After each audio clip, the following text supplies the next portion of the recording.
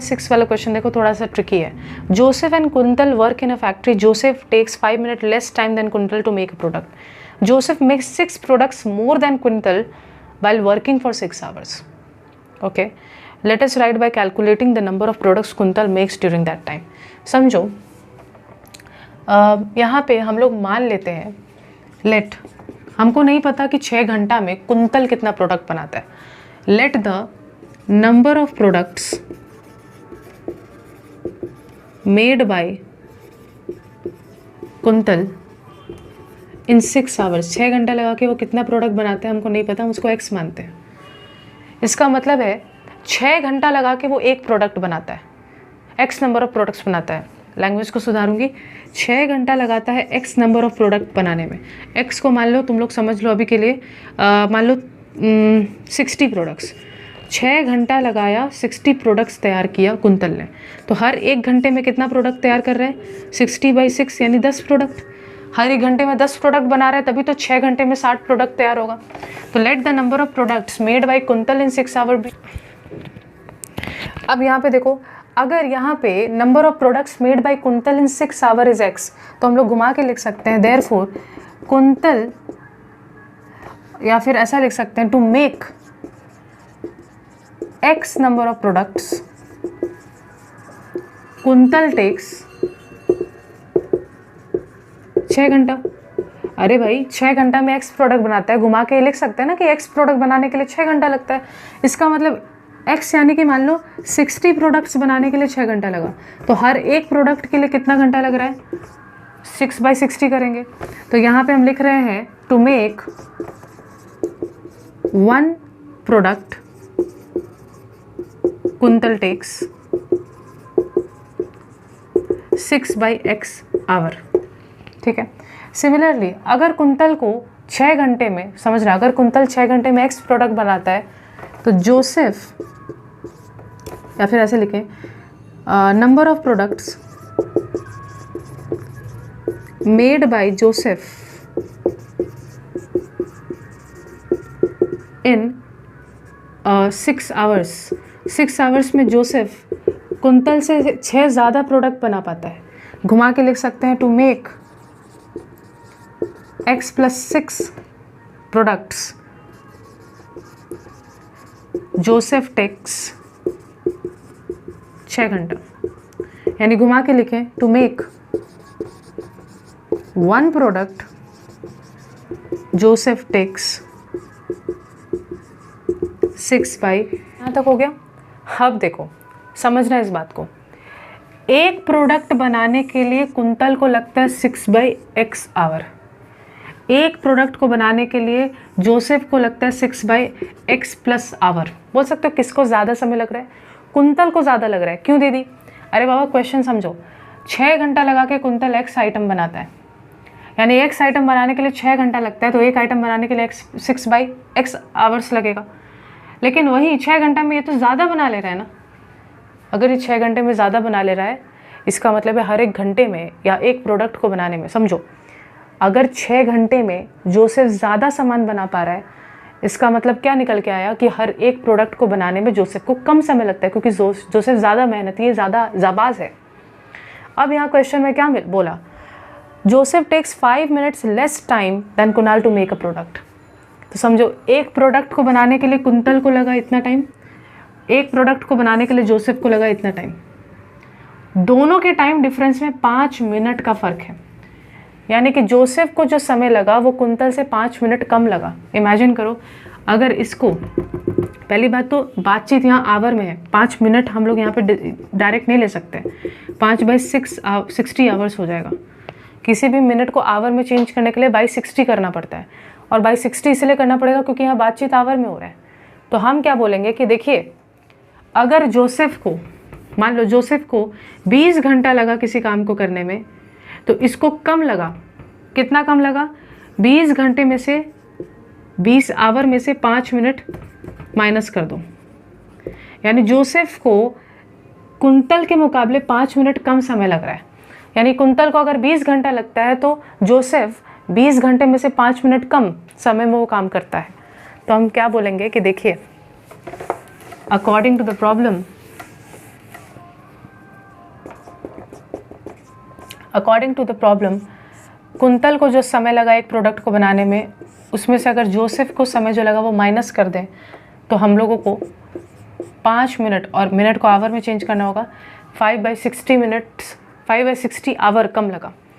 5 minute यानी 5/60 our कम लगा। इसका मतलब है एक प्रोडक्ट को बनाने में कुंतल में जितना समय लगा, जोसेफ को 5/60 आवर्स का कम समय लगा। अब इसको कैलकुलेट करना पड़ेगा। मुझे पता है ये ट्रिकी है, लेकिन एक दो बार सुनोगे, बैक कर करके सुनोगे, खुद से लिखोगे, तभी समझ में आएगा। ये ट्रिकी तो है, मैं भी जानती हूँ। ठीक है जी। इस 6 को हम लोग उधर भेज देते हैं, तो 6 मल्टीप्लाई हो रहा है, उधर जाएगा तो डिवाइड होने लगेगा।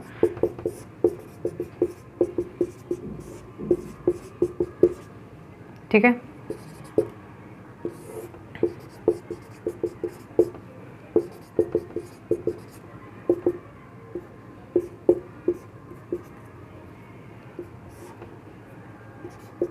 ये हो गया, x और x कट गया।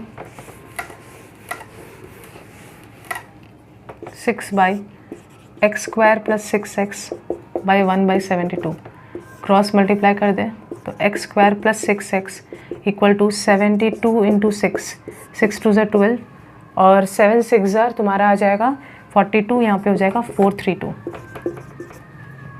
एक तरफ ले आए तो x² + 6x - 432 = 0।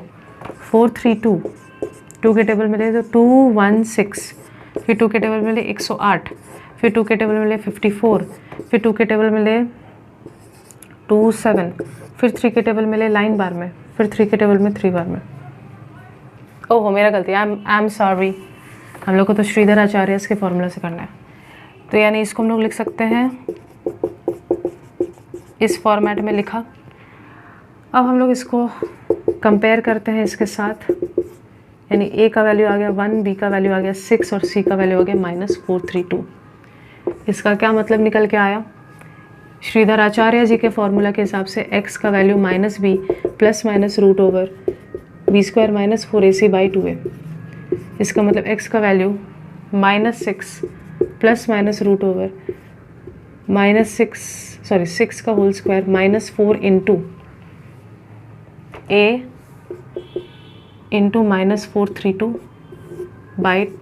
× 1, यानी x का वैल्यू -6 ± 6 का स्क्वायर यानी 36, माइनस माइनस प्लस हो जाएगा और 432 × 4 मल्टीप्लाई करके वैसे कोई फ़ायदा नहीं है। अच्छा कर ही लेते हैं मल्टीप्लाई। 4 2 = 8, 4 3 = 12, 4 4 = 16, 1728/2। ठीक है जी। 1728 + 36 कितना हो जाएगा? 8 16 होता है, लेकिन ये 14 होगा। 1764, और 1764 का फैक्टराइजेशन कितना होगा? 2 के टेबल में ये आ जाएगा 8 बार में, 8 बार में, 2 बार में, फिर 2 के टेबल में 441 बार में, 441। तो ये कितना हो जाएगा? 441 किसी टेबल? 3 के टेबल में, 3 के टेबल में 1 बार में 3, फिर आ जाएगा 4 बार में 12, फिर आ जाएगा 7 बार में, ये आ जाएगा 7 के टेबल में 21 बार में, फिर आ जाएगा ये 7 के टेबल में 3 बार में। देखो 2 का जोड़ा निकल गया, 3 का जोड़ा निकल गया, 7 का जोड़ा निकल गया। तो 2 × 3 × 7, 3 2 = 6 और यहाँ पे 7 6 = 42, यानी ये आ जाएगा 42/2, यानी x का वैल्यू -6 + 42/2 और एक x का वैल्यू है -6 - 42/2, यानी x का वैल्यू हमको लेना पड़ेगा, तुम्हारा आ जाएगा 36 + 36/2 जो कि आ जाएगा 18। x का वैल्यू आ गया 18, और हम ये तो सिलेक्ट कर नहीं सकते क्योंकि यहाँ पे x नेगेटिव हो जाएगा, तो यहाँ पे नॉट एप्लीकेबल डायरेक्ट लिख देते हैं, एप्लीकेबल नहीं होगा। तो x था क्या? x था नंबर ऑफ प्रोडक्ट्स जो कि 6 आवर्स में कुंतल बनाता है। Therefore in 6 hours quintal makes 18 products. ये बात है। क्वेश्चन क्या पूछा था? The number of products quintal makes during that time. हाँ, तो 6 आवर्स में कुंतल 18 प्रोडक्ट्स बनाता है। अब यहाँ पे जो क्वेश्चन है इसको समझने की कोशिश करना। एक पानी है, पानी का अपना धारा होता है। अगर तुम बोट लेकर पानी के ही धारे के साथ बह रहे तो इसको हम लोग बोलते हैं डाउन स्ट्रीम। तो मैं यहाँ पे लिख रही हूँ, पानी का स्पीड तो दिया नहीं है तो हम लोग लिख रहे हैं let the speed of the stream be x kilometre per hour. पानी का स्पीड है x किलोमीटर पर आवर, और अगर तुम बोट भी उसी डायरेक्शन में लेकर चल रहे हो डाउन स्ट्रीम में, जिस साइड, जिस तरफ पानी बढ़ रहा है उसी साइड तुम बोट भी लेकर चल रहे हो, तो स्पीड एडअप हो जाता है। तो बोट का अपना स्पीड था 8 किलोमीटर पर आवर, उसमें स्ट्रीम का स्पीड x जो है वो एडअप हो जाएगा। तो the speed of the boat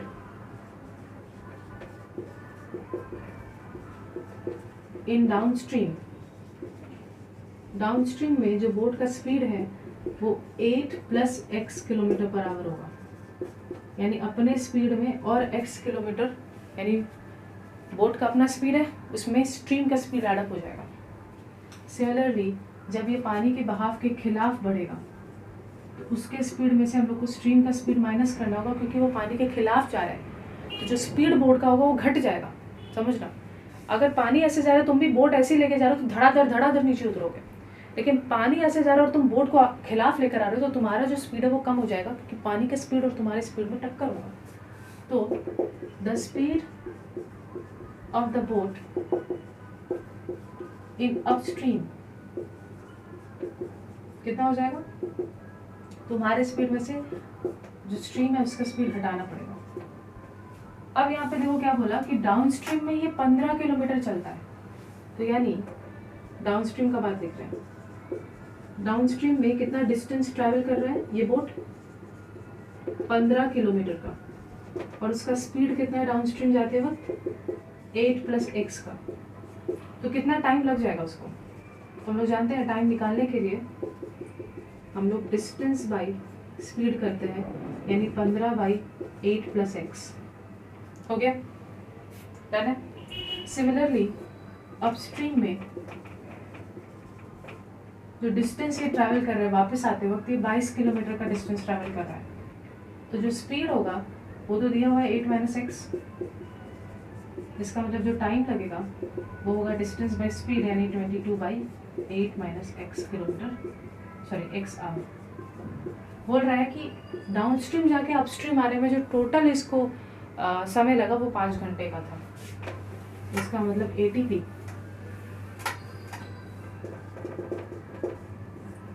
downstream और अपस्ट्रीम का जो टोटल समय लगा वो 5 घंटा था। ठीक है जी, अब आ जाओ हम लोग यहाँ पे एलसीएम ले लें। 8 + x 8 - x, इस पूरे चीज़ को इससे डिवाइड करेंगे तो 15 के साथ 8 - x मल्टीप्लाई होगा, इस पूरी चीज़ को इससे डिवाइड करेंगे तो 22 के साथ 8 + x मल्टीप्लाई होगा। ठीक है जी, अब बताओ 15 × 8, 8 × 5 = 40, 8 × 1 = 8, 120 - 15x, और यहाँ पे होगा 22 × 8, 8 × 2 = 16, 8 × 2 = 16, 176, तो 176 + 22x बाई ये क्या हो जाएगा a + b a - b, यानी कि a² - b²।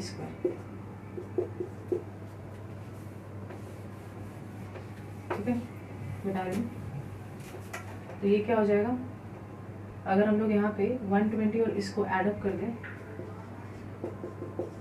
692, यानी 296, और यहाँ पे -15x + 22x, तो ये हो जाएगा +- जो कि होगा 7, और 22 पड़ा है तो +7x, नीचे का 8 का स्क्वायर यानी 64, x का स्क्वायर यानी x², यहाँ पे 5 है। अगर हम लोग यहाँ पे क्रॉस मल्टीप्लाई कर दें 5 को 64 - x² से साथ मल्टीप्लाई होना पड़ेगा, 296 + 7x, तो 5 × 64, 64 × 5 कर देंगे 20, 6 × 5 = 30, 320 -5x² = 296 + 7x।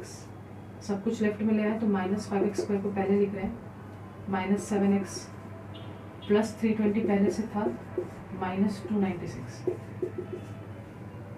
तो हो जाएगा माइनस 5x² माइनस 7x, और ये प्लस माइनस प्लस क्यों बोल रही, प्लस माइनस, तो ये हो गया 24, अरे एक सेकेंड 24 नहीं होगा, 24 ही तो होगा, 24। अब अगर हम लोग यहाँ पे माइनस कॉमन ले लें, 5x² plus 7x minus 24 equals to 0, इसका मतलब 5x² plus 7x minus 24 equals to 0। अब हम लोग अप्लाई करेंगे जो श्रीधर आचार्य, जिसके लिए हम लोग पहले इसको जो जनरल फॉर्मेट है उसमें एक्सप्रेस कर लेते हैं। जनरल फॉर्मेट के साथ जब हम इसको कंपेयर करेंगे तो हमको नज़र आएगा कि a का वैल्यू है 5, b का वैल्यू है 7, c का वैल्यू है माइनस 24। श्रीधर आचार्य फॉर्मूला के हिसाब से x का वैल्यू है minus b plus minus root over b² minus 4ac by 2 है। इसका मतलब है x का वैल्यू है माइनस 5 प्लस माइनस 5 का square minus 4 into 5, oh x I am sorry b का वैल्यू है 7, तो 7 का स्क्वायर 4a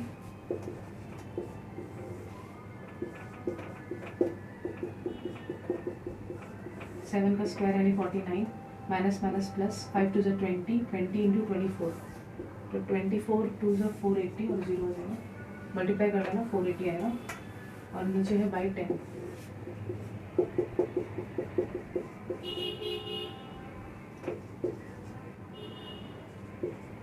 9 5 to 9, तो आई थिंक 5 to 9 जो होता है वो 17 का स्क्वायर रूट होता है, मेरे पर 23 का, सॉरी ये थोड़ा याद रखना पड़ेगा क्योंकि ये बहुत वियर्ड स्क्वायर रूट है, इसको दिमाग में रहना होगा तभी वो आएगा। तो ये 23 का स्क्वायर रूट होता है, एक्स का value minus 7 plus minus 23 by 10, यानी एक्स का वैल्यू है माइनस 7 प्लस 23 बाई 10, या फिर एक्स का वैल्यू है माइनस 7 माइनस 23 बाई 10। इसका मतलब है एक्स का वैल्यू है 16 बाई 10,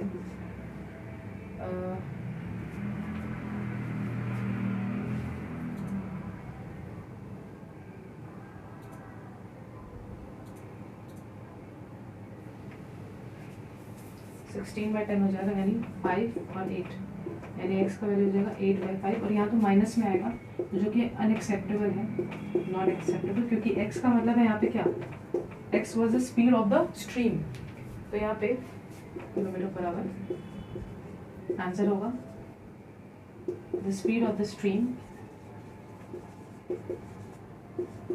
कितना हो जाएगा 8 बाई 5 किलोमीटर पर आवर। 3 का नंबर 8 जो है बोल रहा है एक सुपर फास्ट ट्रेन है। देखो समझो, ऐसा क्वेश्चन हम लोग कर चुके हैं हज़ारों बार। एक एक्सप्रेस ट्रेन है, इसका जो स्पीड है, इसका स्पीड हम लोगों को कुछ बोला नहीं है, इसके स्पीड को x किलोमीटर पर आवर मानते हैं, और ये जो डिस्टेंस ट्रैवल कर रहा है ये डिस्टेंस है 180 किलोमीटर का, तो इसको जो टाइम लगेगा वो होगा डिस्टेंस बाई स्पीड, यानी 180 बाई x आवर। सही बात है। सिमिलरली एक तुम्हारे पास है सुपर फास्ट ट्रेन। ये सुपर फास्ट ट्रेन जो है इसका स्पीड इस एक्सप्रेस ट्रेन से 15 किलोमीटर पर आवर ज़्यादा है, यानी x plus 15 kilometre per our. इसका मतलब इसका डिस्टेंस क्या होगा, इसका डिस्टेंस होगा 180, यानी 180 के ही डिस्टेंस को ये x plus 15 kilometre per our की स्पीड से चलता है, तो डेफिनेटली इसको टाइम कम लगेगा। कितना टाइम लगेगा, तो यहाँ बोल रहा है कि सुपर फास्ट ट्रेन 1 घंटा पहले ही पहुँच गया, यानी अगर मान लो ये 20 घंटा ले रहा है तो ये 19 घंटा ले रहा है, यानी अकॉर्डिंग टू द प्रॉब्लम इन दोनों का जो समय का डिफरेंस है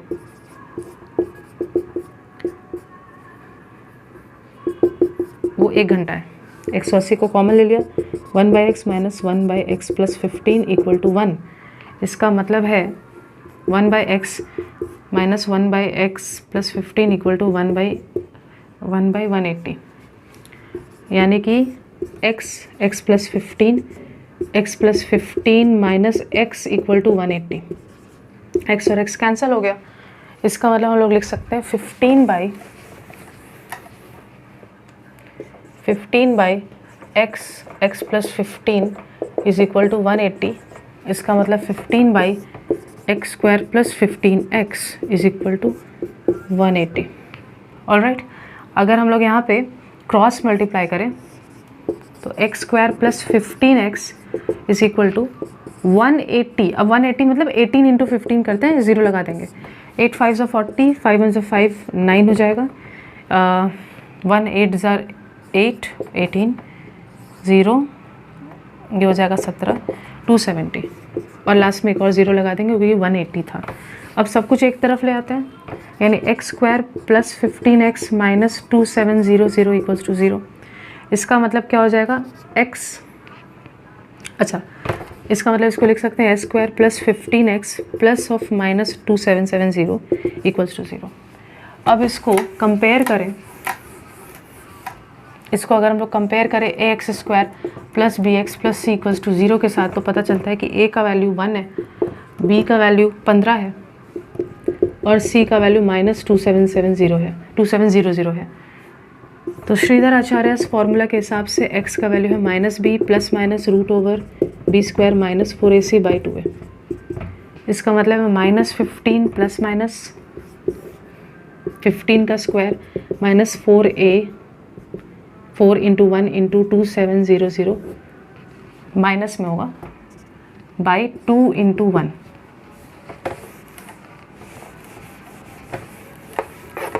इसका मतलब है x का वैल्यू है माइनस 15 प्लस माइनस 15 का स्क्वायर करेंगे तो 5 5 ज़ा 25, 5 1 ज़ा ये हो जाएगा 225 और प्लस हो जाएगा पे है तुम्हारे पास 4 यहाँ पे प्लस में हो जाएगा इंटू 2700 बाई 2 इंटू a, और a आई गेस आया था हम लोगों का कुछ भी नहीं, तो 2 इंटू ए ऐसे रहेगा माइनस 15 प्लस माइनस, अब 27 इंटू 4 करते हैं तो 28, 4 2 ज़ा 8, 108, 225 प्लस 108 और लास्ट में 2 0 और बाई 2।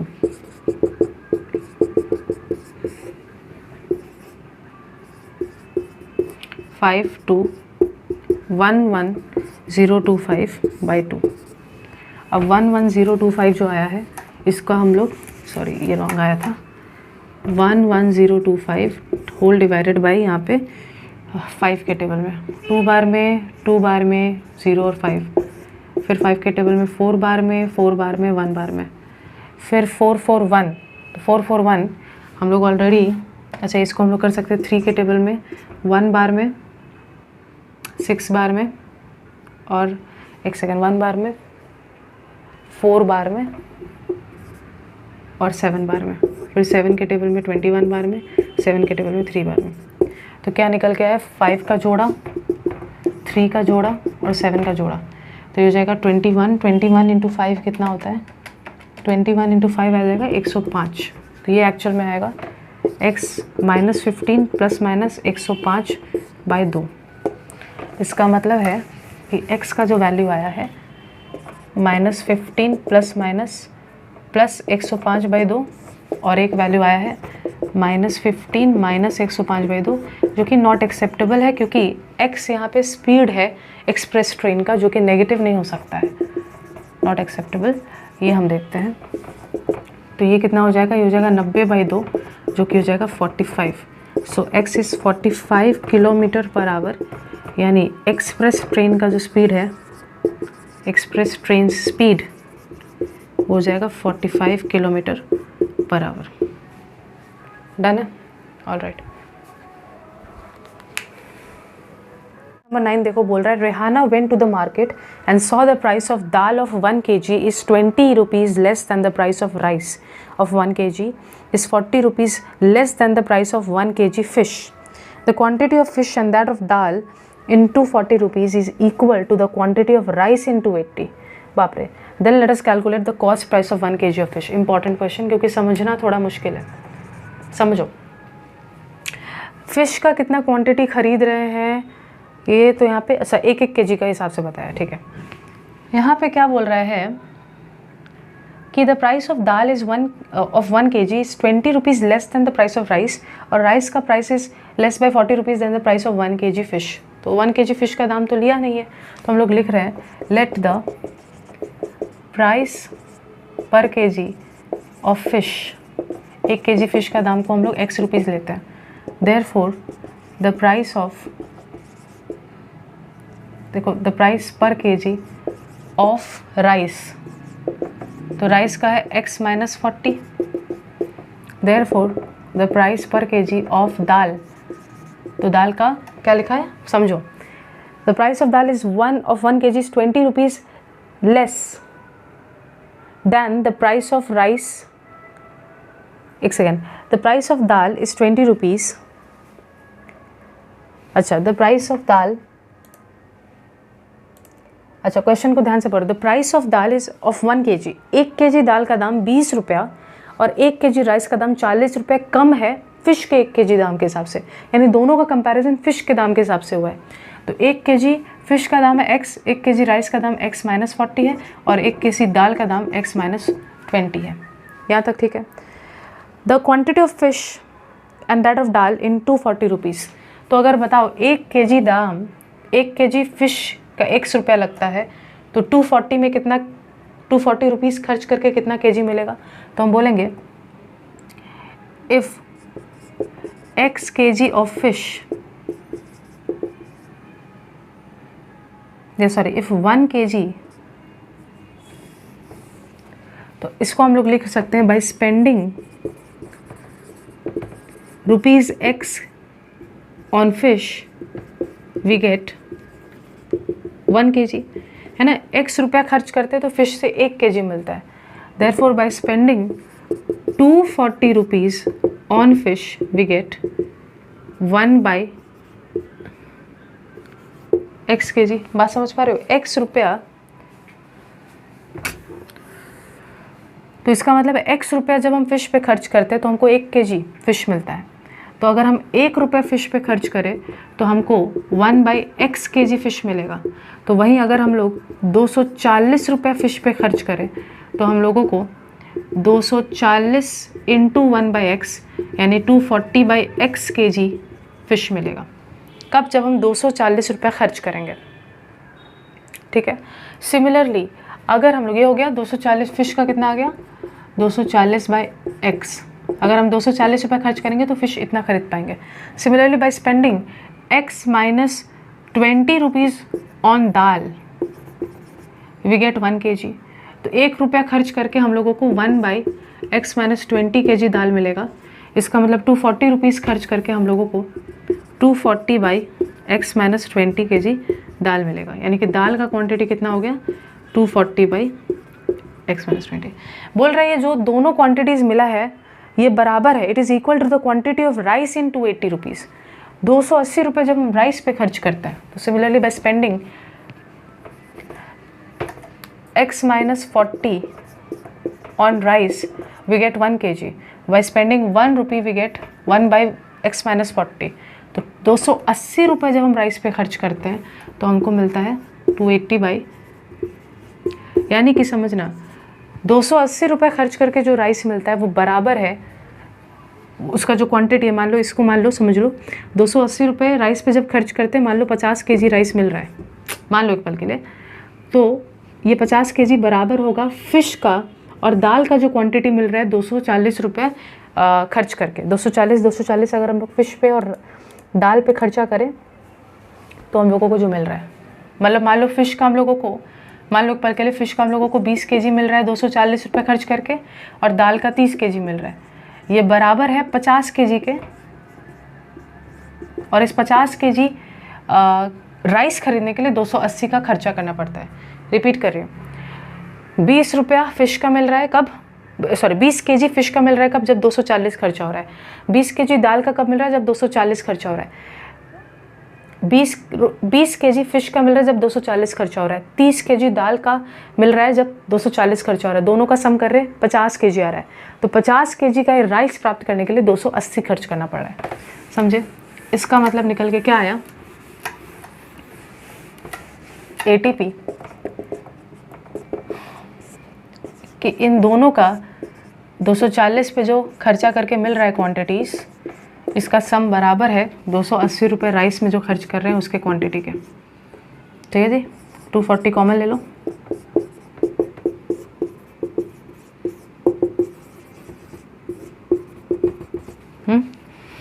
क्या करें, 0 0 काट लिए, 2 के टेबल में 12, 2 के टेबल में 14, 6 बार में 7 बार में, तो 6 1/x plus 1/x minus 20 is equal to 7/x minus 40 हो गया।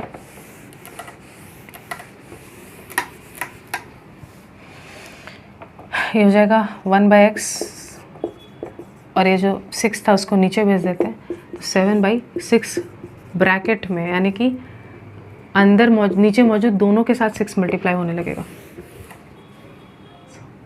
यहीं पे रहने दो, x ब्रैकेट x माइनस 20, ये हो जाएगा x माइनस 20 प्लस x, ठीक है।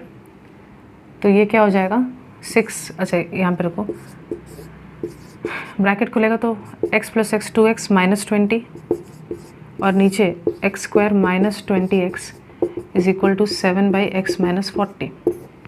तो 6 को हम लोग दोनों के साथ मल्टीप्लाई कर देते हैं, 6 इंटू 2 12x, 6 इंटू 20 6 2 से 12 120, x square minus 20x 7/x minus 40, ठीक है।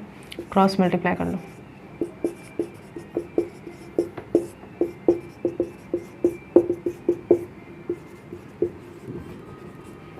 हो गया। अब यहाँ पे देखो हम लोग मल्टीप्लाई कर रहे हैं, इसको इससे मल्टीप्लाई करेंगे तो 12x स्क्वायर, इसको इससे मल्टीप्लाई करेंगे तो 12 इंटू 4, तो 12 4 से तुम्हारा आ जाएगा 48, तो ये हो जाएगा 48 और लास्ट में एक 0 तो आना चाहिए क्योंकि 40 है यहाँ पे, प्लस माइनस माइनस हो जाएगा। इसको इससे मल्टीप्लाई करेंगे तो 120, अच्छा यहाँ पे x आना चाहिए क्योंकि 12x इंटू 40 हो रहा है, ठीक है।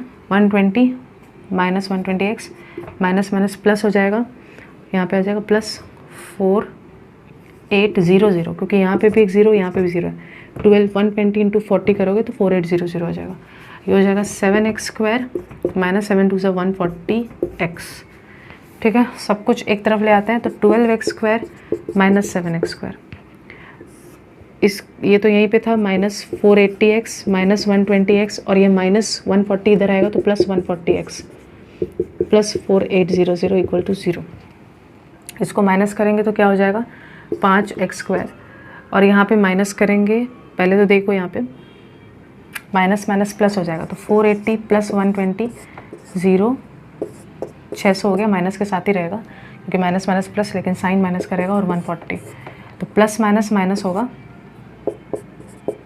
6 4 460, लेकिन साइन माइनस करेगा, और यहाँ पे x रहेगा और यहाँ पे 4800 है।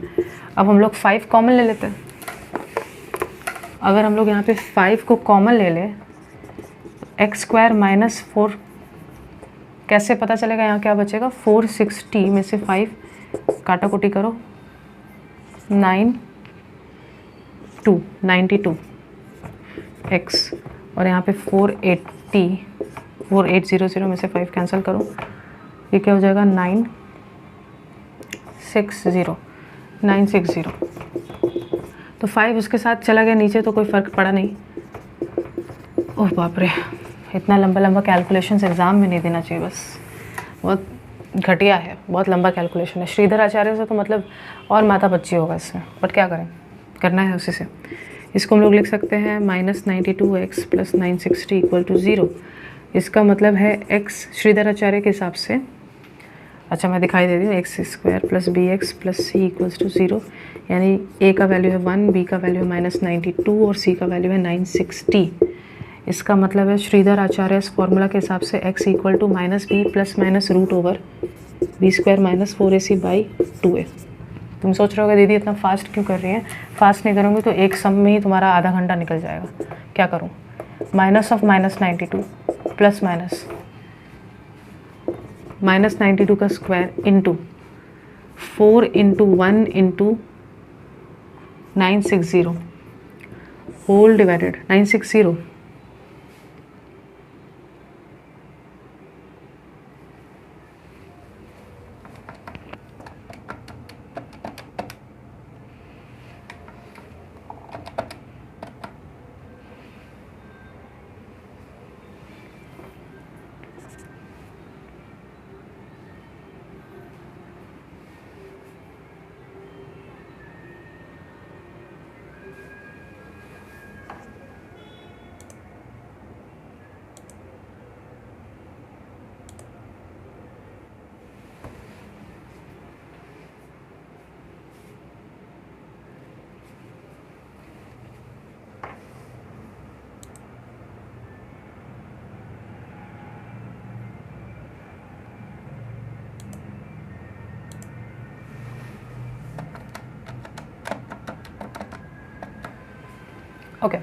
उसके बाद 2 इंटू 1, तो कितना हो जाएगा +92 प्लस माइनस 92 इंटू 92, 2 2 4, 9 2 18, 9 2 18, 9 9 81, 82 हो जाएगा।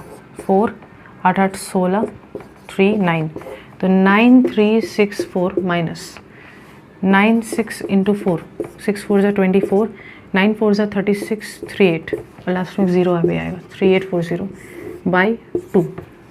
ठीक है, इसका मतलब क्या हो गया कि x equal to 92 plus minus 9364 minus 3840, 4 में से 0 गया 4, 6 में से 4 गया 2, 13 में से 8 गया 5, 8 में से 3 गया 5, 5524 बाई 2। अब 5524 जो है इसका हम लोग यहाँ पे ले लेते हैं फैक्टराइजेशन। 2 के टेबल में 2 बार में, 7 बार में, 6 बार में, 2 बार में, 2 के टेबल में 1 बार में, 3 बार में, 8 बार में, 1 बार में, और ये 3 के टेबल में जाएगा क्या, सारा टर्म्स ऐड करो, 4 प्लस 8 12, 12 और 1 नहीं जाएगा। देख लेती हूँ 1381 का रूट, 1381 का रूट आ तो नहीं रहा है। 92 इंटू 92, ओ यहाँ पे मेरा मल्टीप्लिकेशन ही रॉन्ग है, यही तो होता है। तब से एक्चुअली मैं 4:30 बजे से वीडियो बना रही हूँ मैथ्स का, और अभी लिटरली 7:30 बज रहा है। 92 इंटू 92, तो 2 2 4, 9 2 18, 9 2 18, 9 9 82 आ गया यहाँ पे। हाँ 4 8 8 16, ओ 4 होगा यहाँ पे, 8464, ठीक है। 8464 में से 3840 माइनस करेंगे तो 4624 आएगा। अब इसका एलसीएम इसका फैक्टराइजेशन करते हैं। 4624, 2 के टेबल में 2 3 1 2, 2 के टेबल में 1 1 5 6, 2 के टेबल में 5 7 8, 2 के टेबल में 2 8 9, फिर ये आ जाएगा 289, 289 आई गेस 17 इंटू 17 होता है, 17 इंटू 17 करो, यस 289 आ जाएगा। तो 7 दिख रहा है, 2 का जोड़ा, 2 का जोड़ा, और यहाँ 17 का जोड़ा, तो 92 प्लस माइनस यहाँ पे 2 इंटू 2 इंटू 17 यानी 17 इंटू 4, तो मैं टेबल में थोड़ी कच्ची हूँ, 17 इंटू 4 68 होगा, तो यहाँ आएगा 68/2। इसका मतलब क्या निकल के आ गया कि x का जो वैल्यू है, x का वैल्यू है 92 प्लस 68/2, या फिर x का वैल्यू है 92 माइनस 68/2, ठीक है। तो 92 में से 68 अगर हम लोग हटाना चाहें तो कितना आएगा, 14/2, ओ सॉरी यहाँ पे आएगा 14/2, जो कि आ जाएगा 7, x का वैल्यू आ गया 7, और अगर 92 में 68 हम लोग जोड़े तो यहाँ पे 8 प्लस 2 10, तो 16 160 हो जाएगा, 160/2 यानी कि तुम्हारा आ जाएगा 80, तो x का वैल्यू आ गया 80। अब x था क्या, x जो था दैट वाज द क्या बोलते हैं, पर केजी प्राइस ऑफ फिश, तो पर केजी प्राइस ऑफ फिश जो है वो 80 आ गया।